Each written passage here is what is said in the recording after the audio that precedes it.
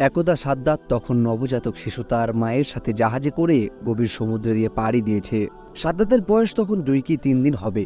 জাহাজ যখন সমুদ্রের মাঝে গেল তখন হঠাৎ প্রবল বেগে ঝড় বৃষ্টি শুরু হলো।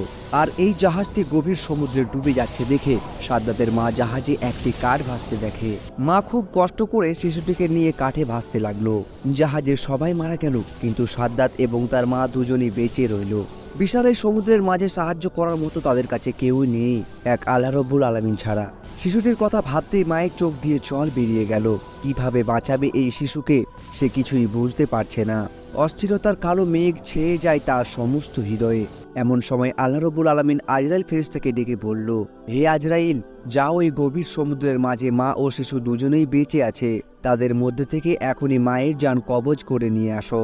আজরাইল ফেরেশতা হুকুম পাওয়া মাত্র বিশাল সমুদ্রের মাঝে এসে দেখল মা তার শিশুকে আদর করছে, দুধ খাওয়াচ্ছে, শিশুকে বাঁচার আপ্রাণ চেষ্টা করছে। এটা দেখে আজরাইল ফেরেশতার একটু দুঃখ হলো। সে মনে মনে বলল, হে আল্লাহ, এখনই তো মায়ের জান কবজ করব, কিন্তু এই শিশুটির কি হবে? তারপর এক বুক ব্যথা নিয়ে মায়ের জান কবজ করে আজরাইল ফেরেশতা চলে এলো। আল্লাহ তাআলার আদেশে সমুদ্র শান্ত হয়ে গেল। শিশুটি ভাসতে ভাসতে সমুদ্রের কিনারায় এক জঙ্গলের ধারে পৌঁছালো। শিশুটি কান্না করছে, কেননা তার খুব খিদে পেয়েছে। ওই জঙ্গলে ছিল বিশাল বাঘ ও বাঘিনী, তাদেরও বাচ্চা হয়েছিল, কিন্তু তাদের বাচ্চাগুলো কেউ বেঁচে নেই। আল্লাহ তাআলার আদেশে বাঘ শিশুটির দিকে এগিয়ে এলো। শিশুটিকে দেখে বাঘেরও এত মায়া হলো যে শিশুটিকে বাঘ দুধ পান করালো। এভাবেই সেদিন অতিবাহিত হয়ে গেল। পরের দিন একজন জেলে মাছ ধরার উদ্দেশ্যে ওই জঙ্গলের পাশ দিয়ে হেঁটে যাচ্ছিল। এমন সময় হঠাৎ করে তার চোখ গেল ওই শিশুটির দিকে। শিশুটিকে দেখে তার খুব মায়া হলো। সে বলতে লাগলো, হে আল্লাহ, কি সুন্দর দেখতে এই বাচ্চাটি। জানি না এই বাচ্চাটি কার, এমন জায়গায় কিভাবে বাচ্চাটি বেঁচে আছে। আর তো খাবার কিছুই নেই, জানি না কোন মায়ের এই সন্তান। এসব কথা ভাবতে ভাবতে তার এত মায়া হলো, শেষ পর্যন্ত সে বাচ্চাটিকে তুলে নিল এবং বাচ্চাটিকে নিয়ে আপন গোত্রের সর্দারের কাছে নিয়ে আসলো। তাদের সর্দার শিশুটিকে দেখে খুবই মুগ্ধ হলো এবং বলল, এই শিশুটি তুমি কোথায় পেয়েছো? তুমি কি জানো এর মা বাবা কোথায় আছে? আমাদের উচিত তার বাবা মার কাছে গিয়ে দিয়ে দেওয়া। তখন লোকটি বলল, সর্দারজি, আমি জঙ্গলের পাশ দিয়ে যাবার সময় দেখলাম জঙ্গলের মধ্যে একটি গাছের নিচে বাচ্চাটি ক্রন্দনরত অবস্থায় আছে। আশেপাশে তার কেউই ছিল না, মনে হয় তার বাবা মা ইন্তেকাল করেছেন। তাকে দেখে আমার খুব মায়া হলো, এই জন্যই আপনার কাছে নিয়ে আসলাম। তখনই সর্দারজি বলল, ঠিক আছে, আমারও কোনো সন্তান নেই, এই শিশুটির দায়িত্ব আমি নিলাম। আজ থেকে আমি এই শিশুটিকে লালন পালন করব। এভাবেই শিশু সাদ্দাম বড় হতে লাগলো। বাচ্চাটির বয়স 8-9 বছর বয়সে উপনীত হলো। অন্যান্য বাচ্চাদের সাথেও সে মাঠে খেলা করতে যেত। অন্যান্য বাচ্চাদের মধ্যে সে ছিল খুবই সুন্দর এবং স্বাস্থ্যবান। তার মায়াবী চেহারা সকলকেই আকর্ষণ করে। সে ছিল খুবই স্বাস্থ্যবান এবং চালাক। তার ছিল ভীষণ সাহস। একদিন সে মাঠে খেলা করছিল। তারপর হঠাৎ সে দেখল কিছু সৈন্য পার্শ্ববর্তী রাস্তা দিয়ে এগিয়ে চলছে। এটা দেখে সবাই ভয়ে পালিয়ে গেল, কিন্তু বাচ্চা সাদ্দাত সেখানে দাঁড়িয়েছিল। সৈন্যদের মধ্যে একজন চোখ অন্ধ ছিল। সে জানতো অন্ধত্ব দূরবীক্ষণের সুরমা একটি মহা ঔষধ। তাই সে যখন যেখানেই যেত সুরমার খোঁজ করত। রাস্তার পাশ দিয়ে যাবার সময় ওই অন্ধ সেনা একটি সুন্দর কৌটোর অনুসন্ধান করলো। সেটি তুলে দেখলো এটি সুরমার কৌটো। এতে করে সে অনেক খুশি হলো। সৈন্যটি কৌটো খুলে তার চেহারায় সুরমা লাগাতে যাবে, এমন সময় আরেকজন সৈন্য বলল, আপনি চোখে লাগানোর আগে সুরমাটি পরীক্ষা করুন, এই সুরমার মধ্যে ক্ষতিকর কিছু তো থাকতে পারে। তখন সে বলল, কিভাবে পরীক্ষা করব? এবার অন্য একজন সৈন্য বলল, ওই দেখো, ওই যে বাচ্চাটি দাঁড়িয়ে রয়েছে, ওকে দিয়ে পরীক্ষা করুন। এবার ওই সৈন্যটি তাকে বলল, তুমি এখানে দাঁড়িয়ে আছো কেন? এদিকে এসো। বাচ্চাটি তাদের ভয় না করে এগিয়ে এলো এবং বলল, আমাকে ডেকেছেন কেন? আমি তো কিছুই করিনি। সৈন্যটি বলল, এই সুরমাটি তুমি চোখে লাগাও তো। বাচ্চাটি ভয় না করে সুরমা চোখে দিল। সুরমা চোখে দেওয়া মাত্রই তার অন্তর্চক্ষু খুলে গেল। দুনিয়ার সমস্ত বস্তু তার দৃষ্টিগোচর হতে লাগলো। এমনকি জমিনের নিচে থাকা স্বর্ণ, রূপা, হীরা আরো সমস্ত দামি খাজানা দেখতে পেল। বাচ্চাটি ছিল খুবই চালাক। শুধু চালাক নয়, প্রতারক। বাচ্চাটি মনে মনে বলল, এই সব এদেরকে বলা যাবে না, আমাকে অন্য কিছু বলতে হবে। অন্যদিকে এক সৈন্য বলল, কি ব্যাপার, তুমি কিছু বলছো না কেন? কি হয়েছে তোমার?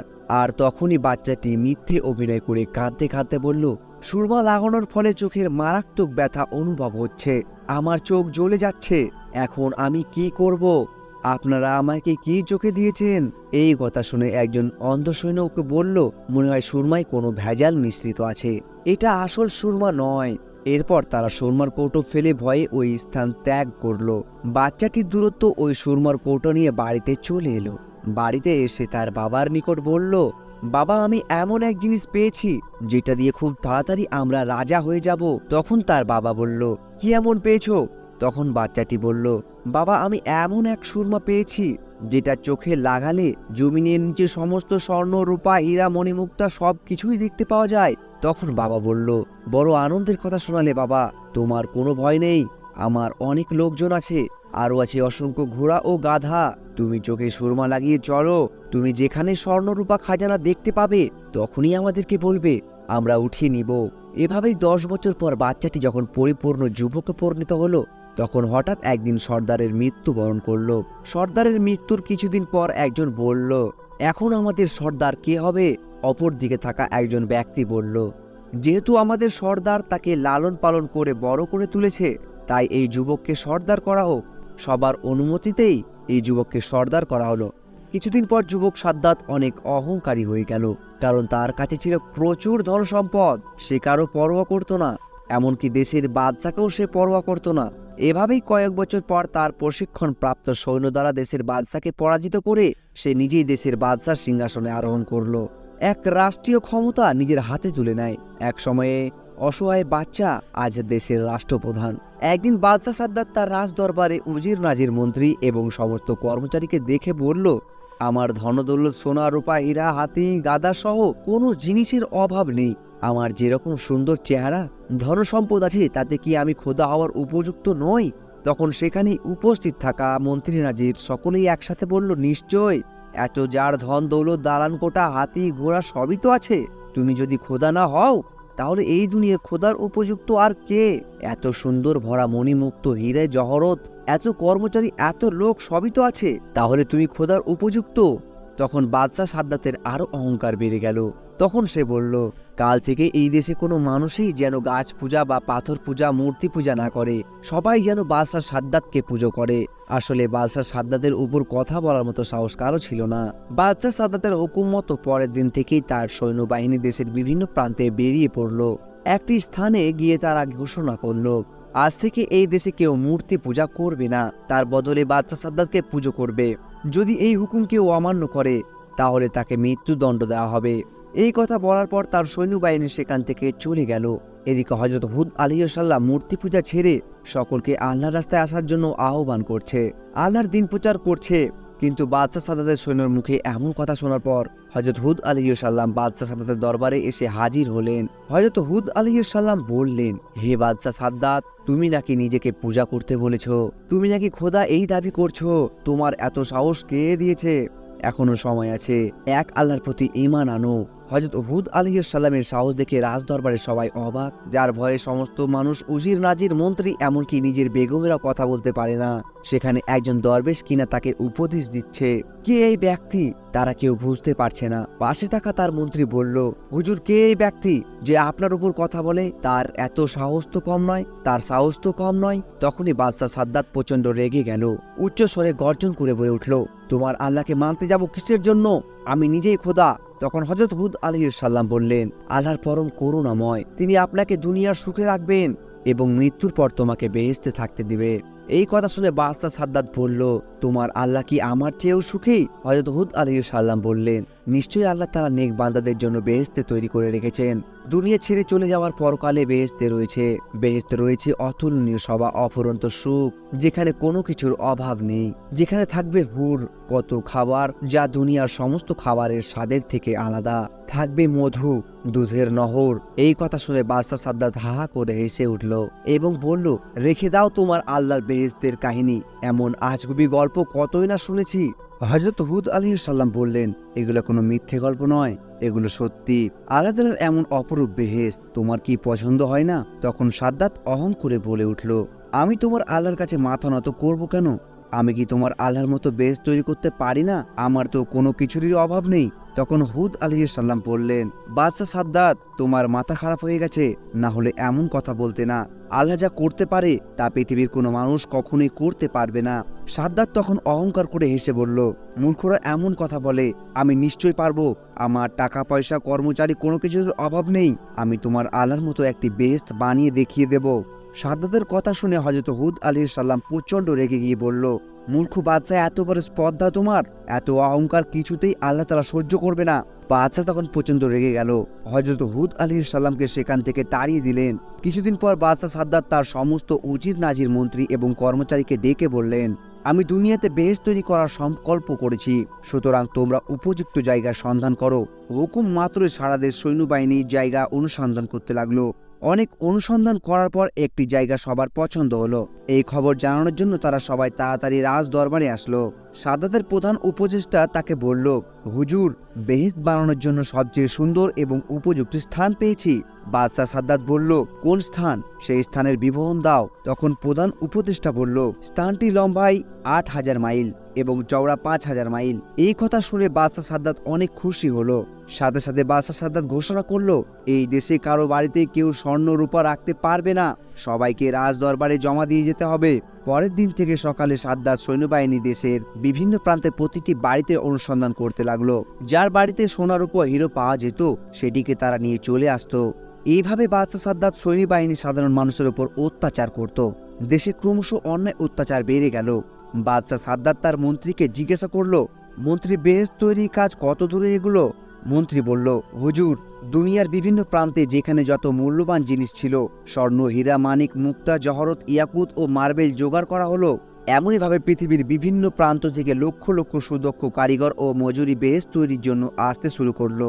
বাদশাহ সাদ্দাত তাদেরকে বলল, তোমরা বেহেশতের মধ্যে এমন অসংখ্য বাড়াখানা তৈরি করবে, যার একটি ইট হবে স্বর্ণের এবং অপরটি হবে রূপার। মনে রাখবে, তোমরা যেদিন এই কাজ সফল করে আমাকে সংবাদ দেবে, সেদিন আমার চিরকাঙ্ক্ষিত বেহেশত বসবাসের জন্য যাব। দিনরাত পরিশ্রম করে ৩০০ বছর ধরে বেহেশত তৈরি করা হলো। অনেক ঐতিহাসিকদের মতে সেটি বিচিত্র কারুকার্যকময় এবং অপূর্ব সুন্দর হয়েছিল। যেদিকে নজর দেওয়া যায় সেদিকেই অপরূপ। চারিদিকে কারিগরদের শ্বেতপাথরের অপূর্ব কার্য। রংমহলের চারিধারে হাজার হাজার ঝাড় লণ্ঠন ঝুলছে, কিন্তু আলোর দরকার হয় না। অন্ধকার রাতে সেই ঘরগুলোতে চাঁদের আলোর মতো উজ্জ্বল। মণিমুক্তা ঘচিত ঘরে মেঝে সজ্জিত রয়েছে। মেঝের উপর রয়েছে নানান রকমের সুন্দর সুন্দর ফুলদানি। ঘরে চারিদিকে থেকে আতর, গোলাপ, মেসকে আম্বারের খুশবু ছুটছে। মহলের চারিপাশে বাগান, ওই বাগানে রয়েছে সোনা রূপার গাছ। তার পাতা ও ফল নানা রকমের কারুকার্যময় পাথর দিয়ে তৈরি। ভ্রমর ও মৌমাছিগুলো এমন সুন্দরভাবে নির্মিত যে দেখলে মনে হবে তারা সত্যি সত্যি ফুলের উপর বসে মধু পান করছে। সেসব ফুল থেকেও খুশবু বার হচ্ছে। আর ওই যে সব গাছের নিচ দিয়ে কুলকুল শব্দে বয়ে চলেছে গোলাপ পানির নহর। তার পানি এত স্বচ্ছ যে মনে হচ্ছে যেন মুক্তার ধারা বয়ে চলেছে। ধারে ধারে হিরে মুক্ত মণিমুক্তার ঘাট। এখানে তৈরি শত শত সুন্দরী রমণী আছে। তারপরে আনন্দের জন্য নাচ ঘর। সেখানে সারা পৃথিবী থেকে বেছে বেছে সুন্দরী রমণীদের আনা হলো। আনন্দের জন্য কচি কচি ফুটফুটে সুন্দর কিশোরীদের রাখা হলো। সোনা রূপার তৈরি সমস্ত ঘরের আসবাবপত্র তৈরি করা হলো। সর্বশেষে বহু পরিশ্রমের ফলে বেহেশত নির্মাণের কাজ সম্পূর্ণ হলো। অবশেষে বাদশার মন্ত্রী একদিন বাদশার কাছে গিয়ে বলল, হুজুর, বেহেশত নির্মাণের কাজ শেষ হয়েছে। বাদশাহ সাদ্দাত খুব আনন্দের সাথে বলল, বেহেশত কেমন নির্মাণ হলো? মন্ত্রী বলল, হুজুর, যেদিকে চোখ যায় চোখ জুড়িয়ে যাবে। পৃথিবীর এমন কোনো জিনিস নাই যে সেখানে আমরা তৈরি করিনি। বলুন, আপনি কবে সেখানে প্রবেশ করবেন? বাদশাহ সাদ্দাত বলল, ঠিক আছে, কিছুদিন পরেই আমি সেখানে প্রবেশ করব। তুমি একটি আয়োজনের ব্যবস্থা করো। সাদ্দাতের সম্মানার্থে বেহেশত প্রবেশ পথে নির্মাণ হলো। শাহী তরুণ আনন্দিত সুন্দরী যুবতীদের দাঁড় করিয়ে রাখা হলো বাদশাকে অভ্যর্থনা জানানোর জন্য। মোট কথা, বাদশার আনন্দ, আরাম, আয়েশের জন্য যত কিছুর প্রয়োজন সবই তারা করল। বেহেশতের প্রবেশের নির্ধারিত সময় উপস্থিত সকল প্রকার সম্পূর্ণ বাদশাহ শাহী পোশাকে সজ্জিত হয়ে তার মন্ত্রী, উজির, নাজির, কর্মচারী সমস্ত লোকজনকে নিয়ে বেহেশতে প্রবেশের জন্য এগিয়ে চলল। কিছু দূর যাওয়ার পর দূর থেকে নজির পড়ল বেহেশতের একটা অংশ, এত চমকপ্রদ যে চোখে ঝলসে যেতে লাগলো। আনন্দে সাদ্দাতের মুখ থেকে কথা বের হলো না। মনে মনে বলল, এই তো আমার বেহেশত, এখানে আমি খোদা হয়ে বসবো। এমনই ভাবেই তারা প্রায় বেহেশতের কাছে এসে পড়ল। বাদশাহ সাদ্দাত যখন বেহেশতের দরজার কাছে এসে পড়ল, ঠিক এমন সময় আল্লাহ রব্বুল আলামিন হযরত আজরাইল ফেরেশতাকে ডেকে বলল, হে আজরাইল, যাও বাদশাহ সাদ্দাতের এখনই জান কবজ করে নিয়ে আসো। দুনিয়ার বুকে বেহেশত বানানোর জন্য আশা আকাঙ্ক্ষা তার চিরতরে মিটিয়ে দাও। আল্লাহ রব্বুল আলামিনের হুকুম পাওয়া মাত্রই হযরত আজরাইল ফেরেশতা সাদ্দাতের সেই বানানো বেহেশতের দরজায় একটি সুন্দর যুবক সেজে দাঁড়িয়ে রইল। তার সুন্দর চেহারা দেখে খুশি হয়ে বাদশাহ সাদ্দাত তাকে জিজ্ঞাসা করল, তুমি কি বেহেশতের দারোয়ান? যুবক উত্তরে বলল, আমি মালাকুল মউত আজরাইল ফেরেশতা। সাদ্দাত একটু হতভম্ব হয়ে গেল। সে বলল, তার মানে আমি কিছুই বুঝতে পারছি না। আমি আজরাইল ফেরেশতা, তোমার জান কবজ করার জন্য আল্লাহ তাআলা আমাকে পাঠিয়েছে। সাদ্দাত ক্রোধে উত্তম হয়ে উঠল, চিৎকার করে বলল, সাবধান, আমার সঙ্গে তামাশা। কারো অপেক্ষা না করে সে নিজেই তার সঙ্গে মোকাবিলা করার জন্য প্রস্তুত হলো। কিন্তু কি আশ্চর্য, সে ওখানে পাথরের মতো থমকে রইল। ভয়ে তারা সারা শরীর দিয়ে ঝরঝর করে ঘাম বের হতে লাগলো। চিৎকার করে বলল, সৈন্যগণ, শত্রুর সাথে মোকাবিলা করো। তখন আজরাইল ফেরেশতা অট্ট হাসি এসে বলল, কোথায় তোমার বিশাল সৈন্য সামন্ত? কোথায় তোমার বিশাল ক্ষমতা? সাদ্দাত ভালো করে লক্ষ্য করে দেখল, তার সৈন্য সামন্ত, উজির নাজির, মন্ত্রী, কর্মচারী যে যেখানে ছিল সবাই একেবারে নিশ্চিহ্ন হয়ে গেল। সাদ্দাত একেবারে ঠকঠক করে কাঁপতে লাগলো। তারপর নত হয়ে ভীতকণ্ঠে বলল, সত্যি কি তুমি আজরাইল? হযরত আজরাইল ফেরেশতা বলল, হ্যাঁ, সত্যি আমি আজরাইল, কিন্তু দেরি করার আমার আর সময় নেই। আল্লাহর হুকুম পালন করতেই হবে। এখনই তোমার জান কবজ করে নেব। সে শিশুর মতো অসহায়ভাবে হাউ হাউ করে কেঁদে উঠল। মিনতি করে হাত জোর করে পায়ে ধরে বলে উঠল, সামান্য সময় দাও। হে আজরাইল, অনেক সাধ করে বহু বছর ধরে আমি এই বেহেশত তৈরি করেছি, একটু সামান্য দেখার সুযোগ দাও। তীব্র গর্জন করে হযরত আজরাইল ফেরেশতা বলল, খবরদার, এক পাও এগিয়ে আসবে না। সাদ্দাত হাউমাউ করে কাঁদতে শুরু করে দিল। সেই অবস্থাতেই হযরত আজরাইল ফেরেশতা তার জান কবজ করে চলে গেল। তারপর হঠাৎ একটা ভয়ঙ্কর এবং ভীষণ আওয়াজে সাদ্দাতের তৈরি সে সাদের বেহেশত একেবারে মাটির সঙ্গে মিশে গেল। পৃথিবীর জমিনে তার আর কোনো চিহ্নই রইল না। পৃথিবীর জমিনে অহংকারের ফল কিরূপ হয় সেটা শুধু রয়ে গেল মানুষের মনে। একদিন হযরত আজরাইল ফেরেশতা আল্লাহর দরবারে উপস্থিত হয়ে বললেন, আপনার নির্দেশে আমি মানুষের জান কবজ করে থাকি। এতে আমার কোনো মায়া দয়া লাগে না। তবে দুটি মানুষের জান কবজ করার সময় আমার একটু মায়া হয়েছিল। তার মধ্যে একজন হলো ওই মহিলা যে বিশাল সমুদ্রের মাঝে জাহাজে ডুবে যাওয়ার পর আপন শিশুকে নিয়ে একটি কাঠের উপর ভাসছিল। আর তখনই আপনি তার জান কবজ করার জন্য নির্দেশ দিয়েছিলেন। আমার তখন বাচ্চাটির জন্য বড়ই মায়া হয়েছিল যে এই শিশুটির অবস্থা এখন কি হবে, কে তাকে দুধ খাওয়াবে, দেখাশোনা করে বড় করে তুলবে। আর একজন হলো এই বাদশা যে কয়েকশো বছর ধরে সাধনা করে একটি মনোরম বেহেশত বানিয়েছিল। অতঃপর সে যখনই বেহেশতে প্রবেশ করতে গেল, ঠিক তখনই আমাকে আপনি জান কবজ করার আদেশ দিলেন। আমার তখন বড়ই খারাপ লাগছিল, এই জন্যই যে সে তার নির্মিত বেহেশতকে এক পলকের জন্য দেখে যেতে পারল না। হযরত আজরাইল ফেরেশতার এমন কথা শুনে আল্লাহ রাব্বুল আলামিন বললেন, হে আজরাইল, যে বাদশার জন্য তোমার দয়া মায়া হলো, যার জন্য তুমি আফসোস করছো, সে তো ওই শিশুটি ওই বিশাল সমুদ্রের মাঝে জাহাজে ডুবে যাবার পর মায়ের জান কবজ করতে তোমার মায়া হয়েছিল। হে আজরাইল, তুমি কি জানো না যে শিশুটি বড় হয়ে আমার নাফরমানি করেছে, অহংকার করেছে, আল্লাহ তাআলার অস্বীকার করেছে, আল্লাহর হুকুমে বিরোধিতা করেছে। তাই আমি তার বেহেশতে পা রাখার সুযোগ দিইনি, বরং তার ভিতরে প্রবেশের আগেই আমি তার সবকিছু ধ্বংস করে দিয়েছি।